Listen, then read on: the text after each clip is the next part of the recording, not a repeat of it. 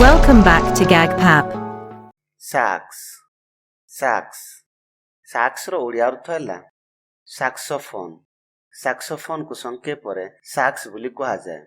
ଏହା ଏକ ପ୍ରକାର ବାଦ୍ୟ ଯନ୍ତ୍ର ଅଟେ, ଅର୍ଥାତ୍ ଏହା ଏକ ପ୍ରକାର ରିଡ୍ ଯୁକ୍ତ ପବନ ଚାଳିତ ବାଦ୍ୟ ଯନ୍ତ୍ର। ନେକ୍ସଟ ମିନିଂ ସ୍ଲେଟ୍ ପଥର ବା ପଥର ପଟା କାଟିବା ଯନ୍ତ୍ରର ହାତୁଡ଼ି। ତୀକ୍ଷ୍ଣ ଉପକରଣ ସହିତ ଛେଦନ କରିବା କିମ୍ବା କାଟି ପକାଇବା। ଖୁଦାଇ କରିବା, କାଟିବା, ହାଲୁକା ବା ନରମ କରିଦେବା। XML ପାଇଁ ସହଜ ସାଧ୍ୟ APIର ପ୍ରଥମ ଅକ୍ଷରକୁ ନେଇ ଗଠିତ ଶବ୍ଦ ବା ସଂକ୍ଷିପ୍ତ ଶବ୍ଦ। ଏହାକୁ ସାଧାରଣତଃ କମ୍ପ୍ୟୁଟରରେ ବ୍ୟବହାର କରାଯାଏ। ନେକ୍ସଟ ସାଙ୍ଗିଆ ବଂଶର ନାମ, ବଂଶାନୁକ୍ରମିକ ପଦବୀ। Next sentence examples. ଏହାକୁ ଭଲ ଭାବରେ ଜାଣିବା ପାଇଁ କେତୋଟି ସେଣ୍ଟେନ୍ସ ଉଦାହରଣ ଗୁଡ଼ିକ ଦେଖିନେବା। ଏହି ଶବ୍ଦର ବାକ୍ୟ ଉଦାହରଣ ଗୁଡ଼ିକ ହେଲେ She bought a new sax.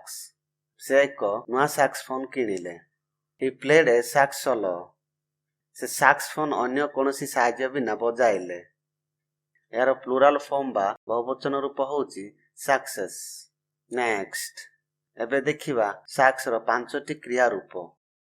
ସାକ୍ସର first form ହେଉଛି sax, second form saxed, third form saxed, fourth form saxing ଏବଂ ଫିଫ୍ଥ ଫର୍ମ ହେଉଛି ସାକ୍ସେସ୍। ଗାଇଜ୍, ଠିକ୍ ଏହିଭଳି ପ୍ରତ୍ୟେକ ଇଂରାଜୀ ଶବ୍ଦ ଗୁଡ଼ିକର ଓଡ଼ିଆ ଅର୍ଥ ଜାଣିବାକୁ ଚାହୁଁଛନ୍ତି ତାହେଲେ ଆମେ ଅପଲୋଡ୍ କରୁଥିବା ପ୍ରତ୍ୟେକ ଭିଡ଼ିଓ ଗୁଡ଼ିକୁ ଦେଖନ୍ତୁ।